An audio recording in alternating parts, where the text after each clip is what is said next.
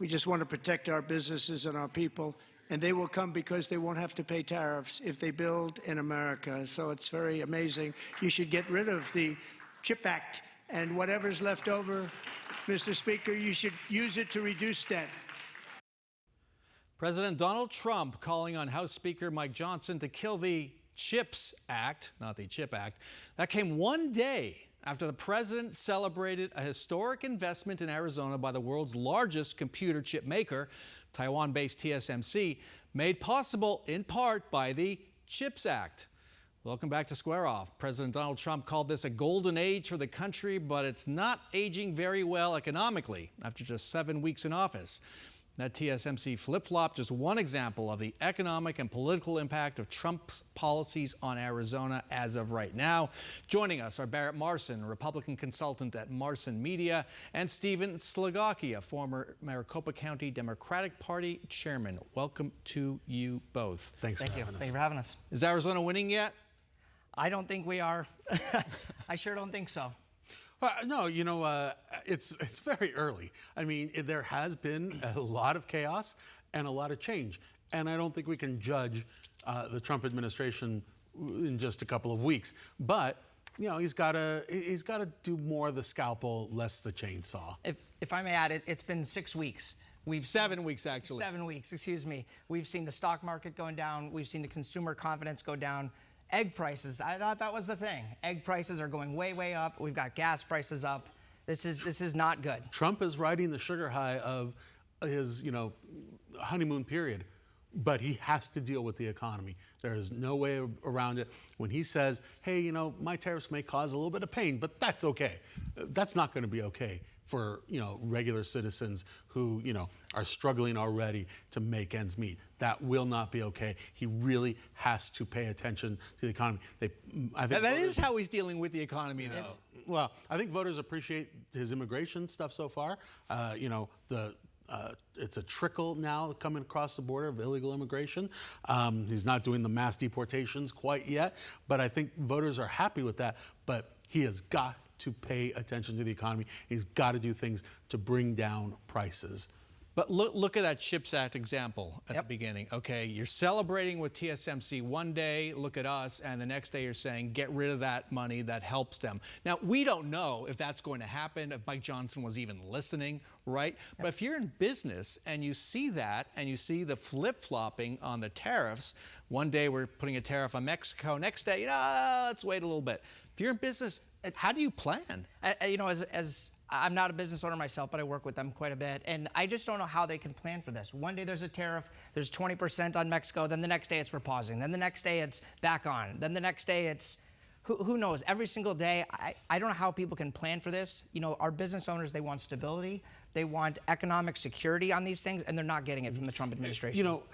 This is Trump, both in business, even long before he was a politician, and then he carried that over. To him, creating the chaos is the win. It keeps him front and center, and that is the most important thing for him.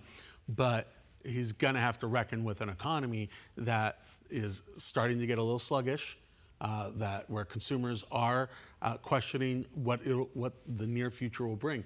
And if he wants to retain these high marks, if he wants to retain a Republican Congress, he's got to deal with those fundamentals. And the CHIPS Act has been a massive investment for Arizona, billions of dollars. Why would we be against that?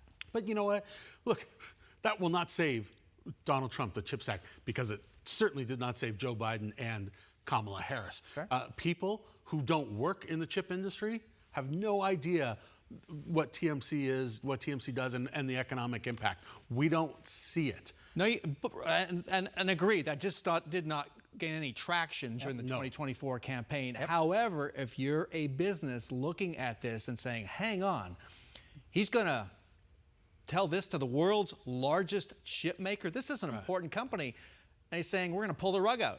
Well, look, he's doing that to our two largest trading partners. The tariffs are on, the tariffs are off. So, Canada, you're not doing enough to stop fentanyl. Well, there's only 20 pounds of fentanyl coming across. What a big win is to get rid of 10 pounds of fentanyl? I don't know. But he really is creating this disruption, and it's not healthy for people who rely on trade. That's for sure. Let's move on to the Democratic drift we talked about with Annalise Ortiz in the first segment. She says Democrats need to be more aggressive disruptors in Congress and maybe even at the local level. So Stephen? I adore Senator Ortiz. She is one of my favorite people, and she's going to be a leader for this party for many years. But I disagree with her on some of these policies that she wants to do. You know, we Dems, I go around the state, they want to see a fighter. They want to see people standing up and fighting. We're seeing Chris Mays doing that. We're seeing a lot of people standing up and fighting. I think Dems want to see that. We've got to stand up to people like Elon Musk, who's calling, Social Security a Ponzi scheme. Like, these are things that we've got to fight back against. Firing public servants. What does fighting back look like? Standing up, going, for years, Republicans went to Democratic, city halls, school boards, and they spoke up and they demanded change. We've got to do the same. We've got to stand up and fight back, every level. During this not State of the Union that Trump gave, I thought Democrats didn't really do an effective job of making their case, making their point. They did a couple of stunts. You got one member get expelled from the proceedings.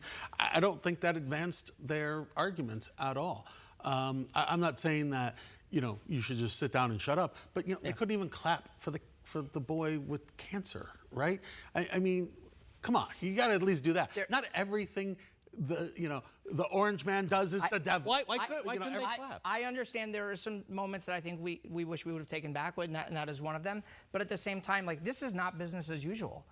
I wish all the Dems would have stood up, united behind Congressman Green, and made Speaker Johnson kick them all out. That would have been an incredibly powerful statement to show the American people that this is not normal, and we've got to stand up against the lies that are coming from the Trump administration. One thing I'll say is, Trump is the showman. Right? So maybe creating your own sideshow, maybe that helps because it just, all press is good press. So from what's that going to look like? Well, it won't look good for, the, voters who really care about policy, but maybe for the base, the Democratic base, they want to see fighting. I mean, one thing I thought that Senator Ortiz was wrong about is the Trump nominees for cabinet shouldn't have been approved. There's virtually nothing Democrats could have done. They voted almost entirely en masse against the most egregious cabinet members. Nothing they could do to stop it. Got ended there. More disruption to come. Barrett Marson, Stephen Slagocki, thanks so much for joining us. Thank you.